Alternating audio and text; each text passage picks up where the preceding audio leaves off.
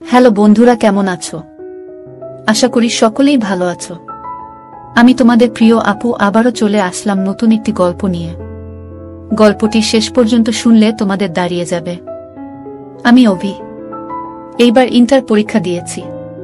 পরীক্ষার পর বিরাট ছুটি চলছে, তাই অবসর কাটানোর জন্য আমার এক চাচার কিন্ডারগার্টেন স্কুলে খণ্ডকালীন শিক্ষকের চাকরি নিয়েছি।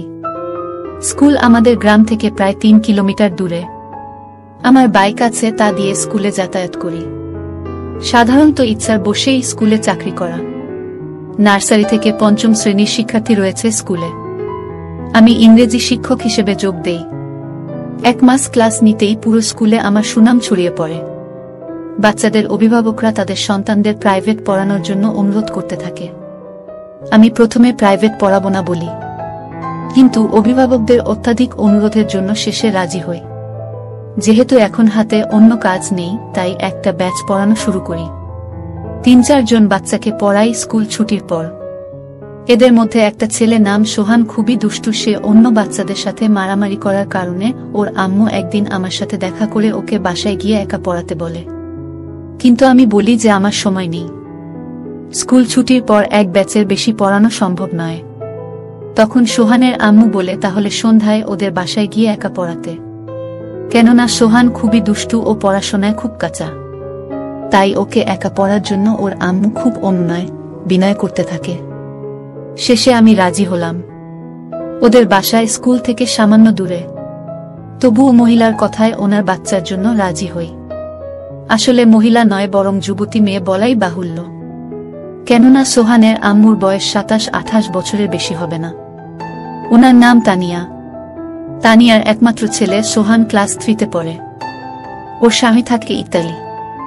দোতলা বাড়িতে ছেলেকে নিয়ে একাই থাকে। তো প্রতিদিন স্কুল টিউশনি শেষে বাসায় ফিরি দুপুর 2টায়। বাসায় এসে খাওয়া বিশ্রাম শেষে সন্ধ্যার দিকে বাইক নিয়ে তানিয়ার বাসায় যাই ওর ছেলেকে পড়াতে। বলে রাখি যে তানিয়ারা ভালোই সচ্ছল। স্বামী ইতালি থাকায় ভালোই আছে। আমাকে 5,000 টাকা টিউশনির জন্য দেবে বলে সঙ্গে বাইকের তেলের খরচের জন্য এক্সট্রা টাকাও দেবে। এত অফার পেয়ে রাজিও হয়ে যাই। তো নিয়মিত ওদের বাসায় গিয়ে ওর ছেলেকে পড়াতে লাগলাম। পড়ার মাঝে প্রতিদিনই স্ন্যাক্স, বিভিন্ন খাবার, ফল ইত্যাদি দেয় খাওয়ার জন্য। মাঝে মাঝে রাতের খাবারও খেয়ে আসি ওদের বাসা থেকে। আমি লক্ষ্য করি আমার প্রতি তানিয়ার একটা দুর্বলতা রয়েছে, কিন্তু সেটা ওকে বুঝতে দিলাম না। সে প্রায়ই আমাকে বিভিন্ন ইশারা ইঙ্গিতে আমার দৃষ্টি আকর্ষণের চেষ্টা করে। আমি দেখতে সুদর্শন, ফর্সা ও লম্বা, বয়স 20 বছর। যেহেতু তানিয়ার স্বামী বিদেশ, তাই সে একা, এবং আমি স্মার্ট একটা ছেলে, তাই আমার প্রতি ওর আকর্ষিত হওয়াটা স্বাভাবিক।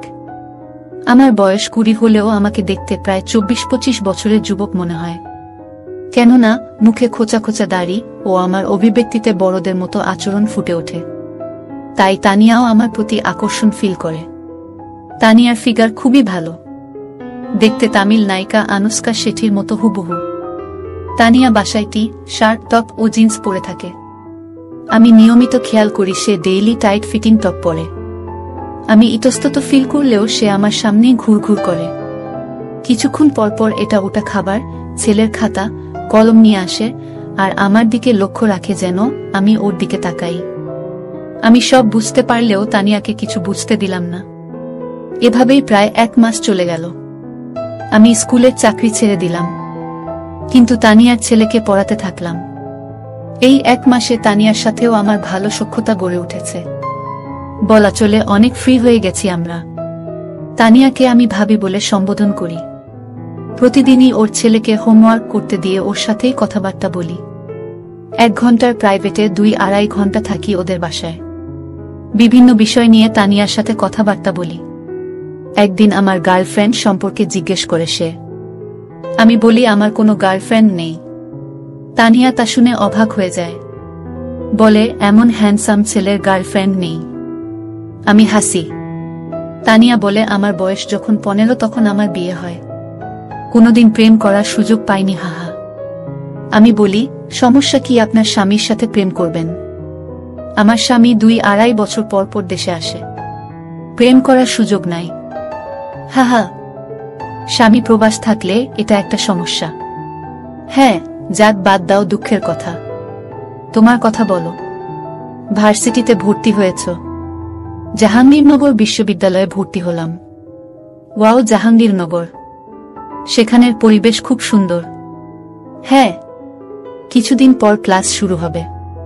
ওহ আচ্ছা অভি, সামনের শুক্রবারে কি তুমি ফ্রি আছো? হ্যাঁ, কেন? সোহান বলল কুরবানির ঈদের পর ঘুরতে যাবে কোথাও। গতকাল তো ঈদ গেল, এখন স্কুলও ছুটি, তাই সে বায়না ধরেছে নন্দন পার্ক যাবে। আমি তো চিনি না, তাই তোমাকে সঙ্গে নিয়ে যেতে চাই যদি তুমি ফ্রি থাকো। আর কি, নন্দন পার্ক তো আমাদের ভার্সিটি থেকে সামান্য দূরে।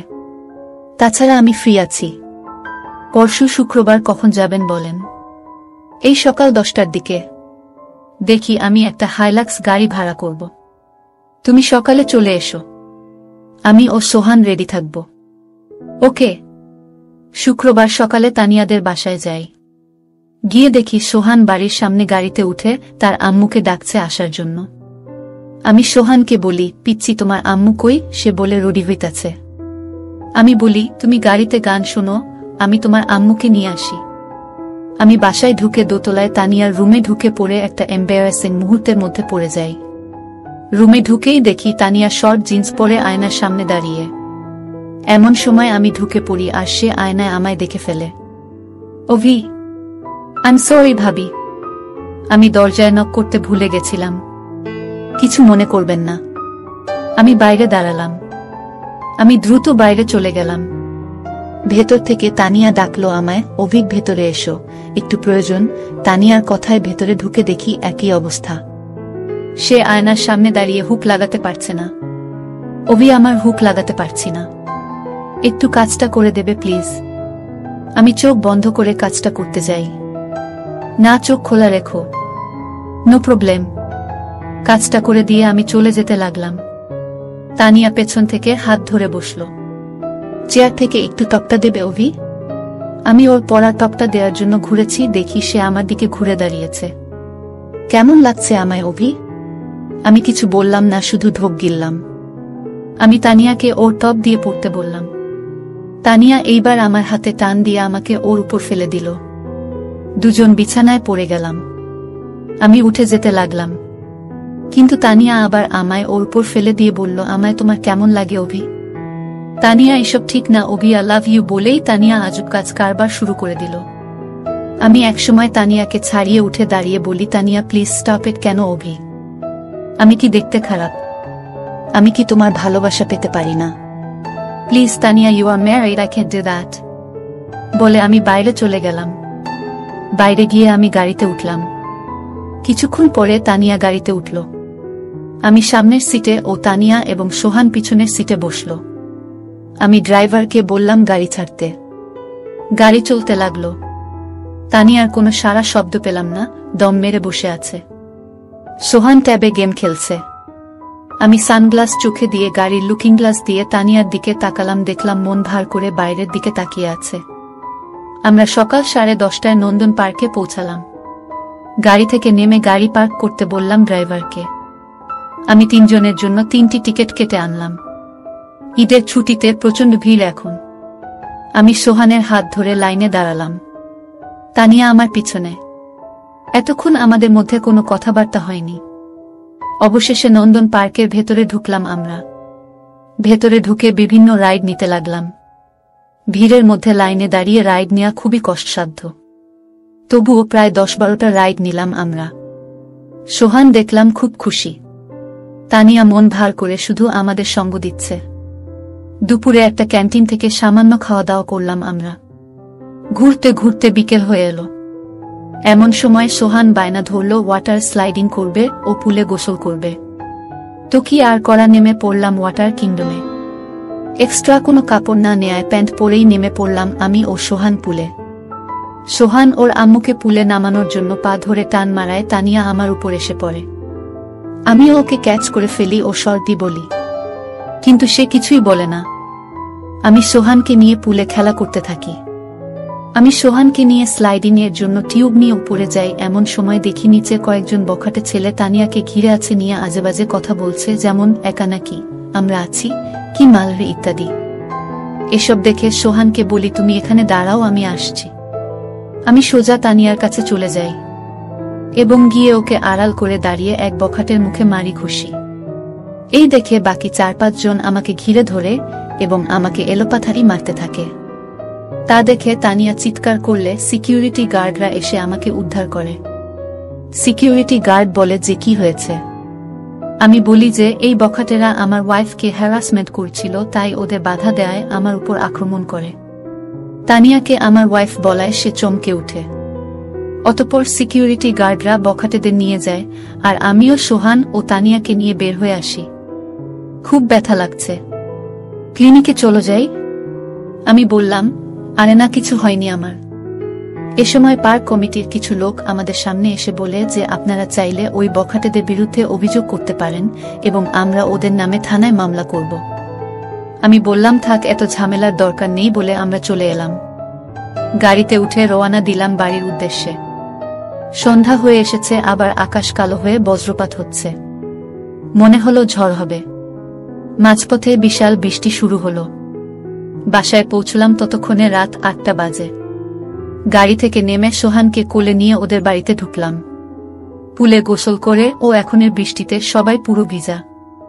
সোহানকে নামাতেই দেখি গাড়িওয়ালা গাড়ি নিয়ে চলে গেল।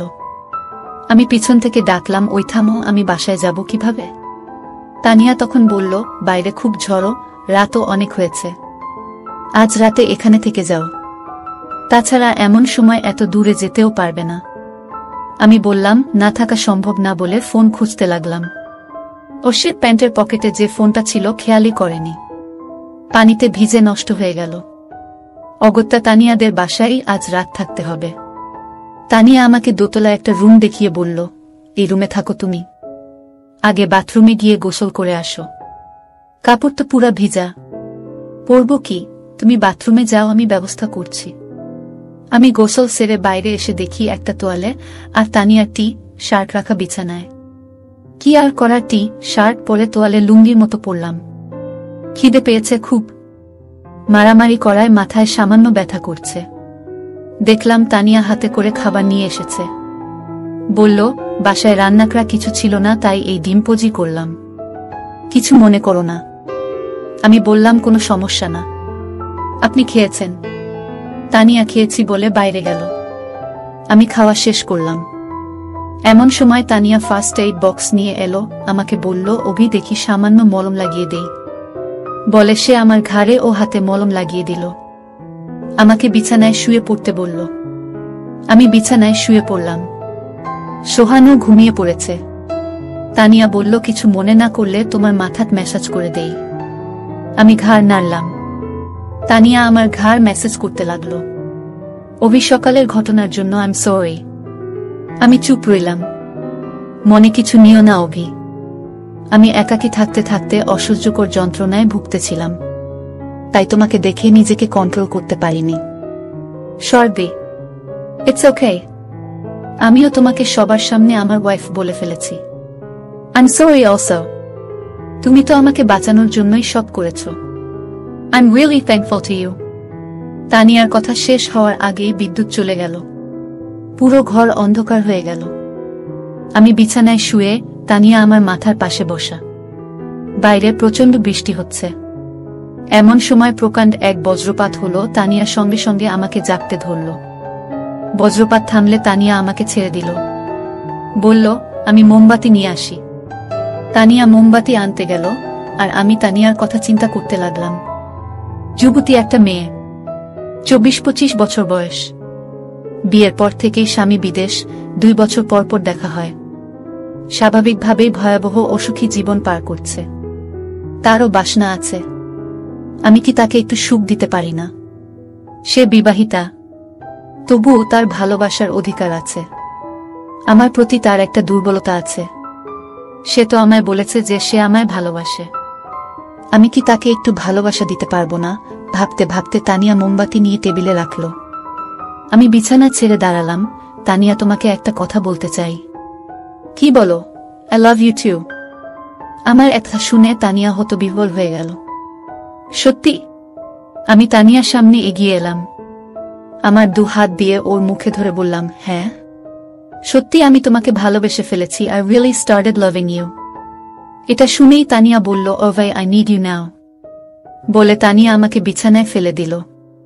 বাইরে তখন প্রচণ্ড বৃষ্টি পড়ছে, সাথে বিদ্যুতের চমক। এদিকে তোমরা নিশ্চয় বুঝতে পারছো আমাদের মধ্যে কি হয়েছিল।